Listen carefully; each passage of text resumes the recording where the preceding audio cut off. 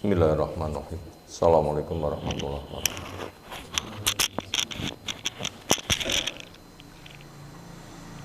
Alhamdulillahirabbil alamin. Alladzi arsala rasulahu bil huda wa dinil haqq lidhirahu 'alad dini kulli. Wa kafa billahi syahida wa asyhadu an la ilaha illallah wahdahu la syarikalah. Wa asyhadu anna Muhammadan abduhu wa rasuluh.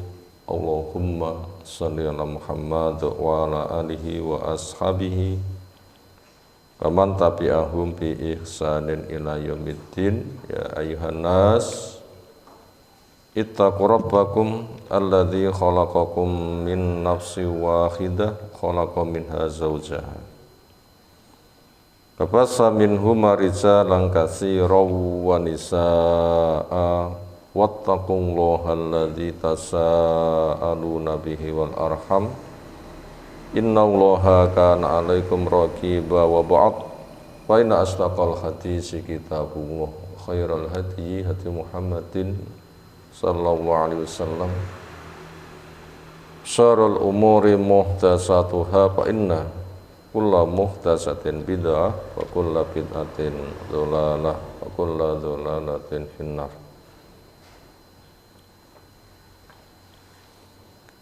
Ayol ikhwah akraman subhanahu wa ta'ala, insyaallah kita masuk hadis yang ke-226 dari 1000 hadis hafalan.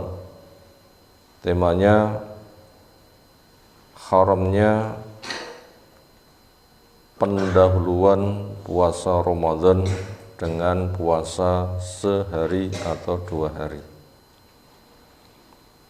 An Abi Hurairah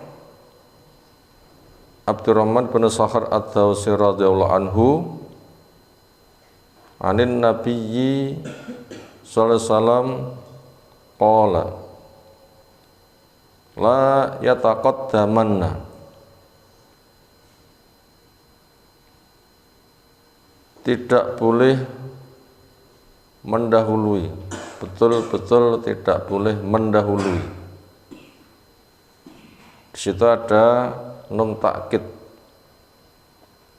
memberi makna penguat.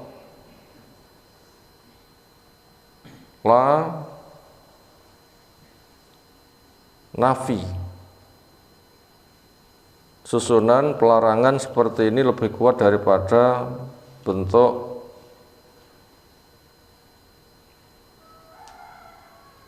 dari pelarangan itu sendiri. Betul-betul tidak boleh mendahului. Ahadukum, satu dari kamu, Ramadhana pada Ramadan, bisaumi yaumin, dengan puasa sehari, au yaumaini, atau puasa 2 hari. Illa, kecuali ayakuna, bahwa ada rajulun, seseorang itu, karena yasumu saumahu, adalah dia berpuasa akan hari puasanya, artinya memang itu puasa kebiasaannya, puasa sunnah yang biasa ia kerjakan. Wal yasum, maka siapa yang punya kebiasaan puasa sunnah, silahkan dia berpuasa dalikal yaum, hari itu, yaitu sebelum Ramadan sehari atau 2 hari. Rawal Bukhari, meriwayatkannya Imam Bukhari. Pelajaran yang bisa kita ambil dari hadis di atas. Pertama, kita tersegarkan, diingatkan sehingga pikiran kita menjadi segar. Di antara kebiasaan sebagian orang tempo dulu, karena saking besarnya perhatian akan puasa Ramadan, besarnya fadilah yang dikandung dan semangat untuk meraih fadilahnya, maka 6 bulan sesudah Ramadan mereka berdoa, ya Allah, terimalah amal-amal kami sebelum Ramadan, amal-amal kami selama Ramadan. Lalu 6 bulan sebelum Ramadan mereka berdoa, ya Allah pertemukan kami dengan puasa Ramadan. Karena saking besarnya fadilah, mereka paham, tertarik sampai doa seperti itu. Hari-hari yang kita jalani menuju ke Ramadan tinggal menghitung beberapa bulan. Entah Jumadil Awal, Jumadil Akhir, Rajab, Sa'ban. Yang pokok itu sekitar 4 bulanan.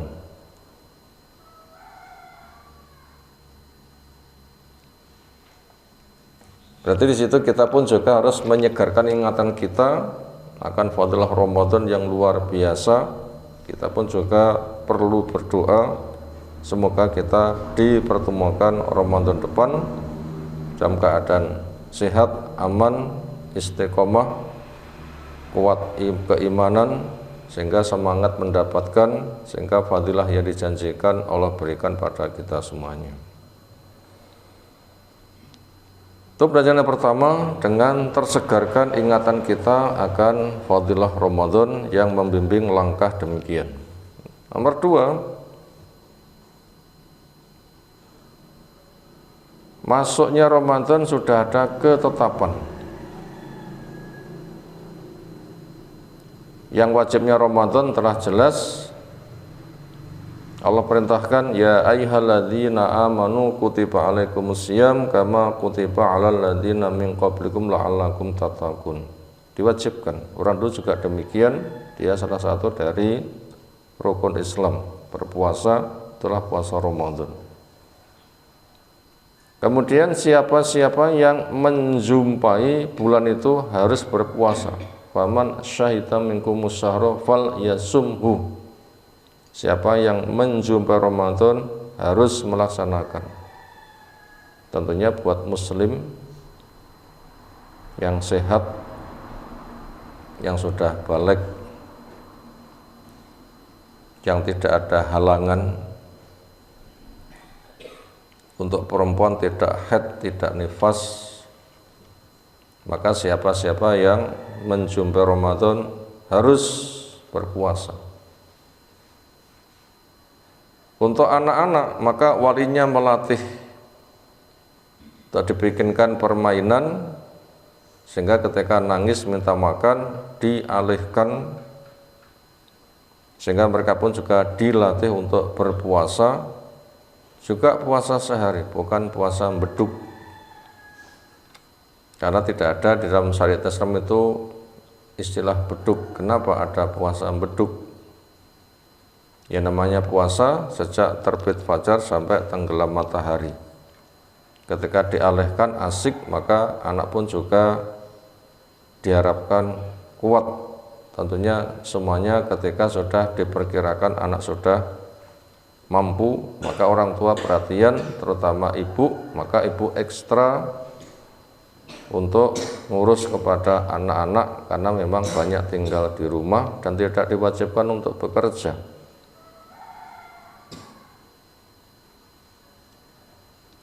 Lalu pelajaran nomor 3, cara untuk menetapkan Ramadan sudah ada, yaitu dengan ru'yatul hilal. Sebagaimana pesan Nabi yang sudah terlalu sering kita sampaikan, sumu li ru'yatihi wa aftiru li ru'yati wa ansikulaha. Berpuasalah kamu karena kamu melihat hilal, berfitrilah kamu karena juga melihat hilal, dan bermanasiklah kamu juga karena melihat hilal. Tidak menggunakan hisab. Hisab membuat penanggalan kemaslahatan dunia, perkara yang mubah. Tapi hisab bukan ketetapan agama.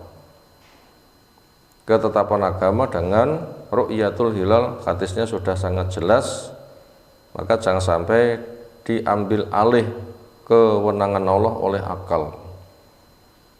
Kewenangan Allah dengan adanya ru'yatul hilal dialih akal dengan hisab. Tidak boleh merampas haknya Allah Subhanahu wa taala. Durnyam malah tertolak.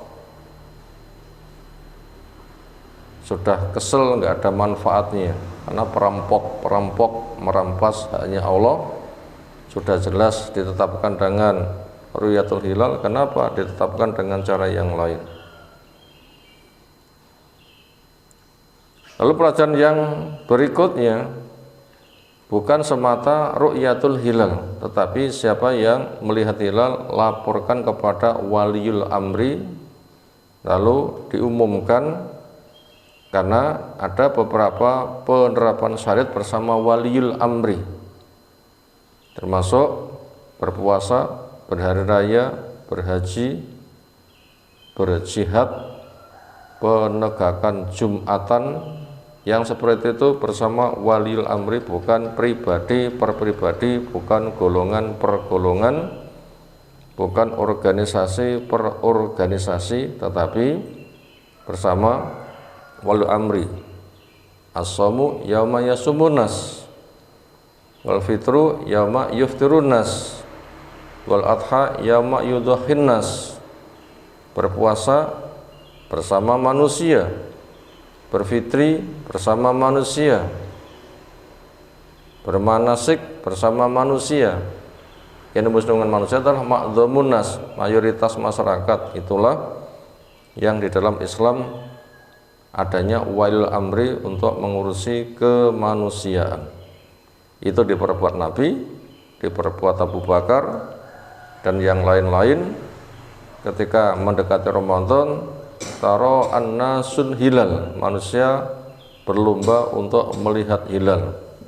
Ketika ada yang melihat, dilaporkan pada Nabi SAW, kemudian diumumkannya. Kemudian bacaan berikutnya, karena sudah jelas menjumpai Ramadan dengan ru'yatul hilal, tidak ada istilah saumul ikhtiyat, tidak ada istilah saumul ikhtiyat, puasa ngati-ngati, puasa antisipasi, puasa persiapan, tidak ada.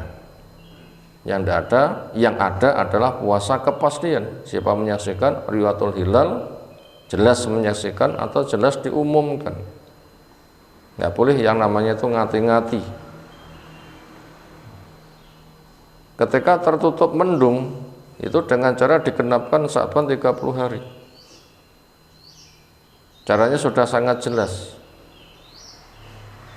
Jika tidak ada yang namanya puasa ngati-ngati. Makanya siapa yang puasa Ramadan harus ada kepastian. Melihat sendiri, dilaporkan, disahkan, atau enggak melihat tapi mendengar pengumuman. Caranya seperti itu. Lalu bacaan berikutnya, bagaimana orang yang memiliki kebiasaan puasa di setiap bulan, yaitu puasa tatawu, orang mengenal puasa sunnah, puasa untuk memperbanyak ketaatan, entah itu semisal sebulan 3 hari, entah kapanpun atau tanggal tengah, atau puasa selang hari atau Senin Kemis. Bila ditakdirkan puasanya jatuh hari Ahad misal, dia memiliki kebiasaan puasa selang hari, Sabtunya jatuh hari giliran puasa selang hari, nah itu boleh-boleh saja. Kenapa? Kebiasaan. Karena kebiasaan. Atau malah 3 hari dikerjakan di akhir bulan, mungkin juga ingin berbarengan dengan puasa Kemis. Kemis cuma Sabtu, misalnya 3 hari, Ahadnya datang Ramadan, itu enggak mengapa, karena itu memang sifatnya itu kebiasaan. Maka buat orang yang enggak punya kebiasaan, begitu mendekati Ramadan berpuasa, alasannya kita ngati-ngati, persiapan, latihan, tidak ada puasa yang seperti itu. Karena puasa itu berdasarkan dalil, maka ada ketetapan mana puasa yang boleh, mana puasa yang tidak diperbolehkan. Demikian, subhanakallahumma bihamdika asyhadu an la ilaha illa anta astaghfiruka wa atubu ilaik. Assalamualaikum warahmatullahi wabarakatuh.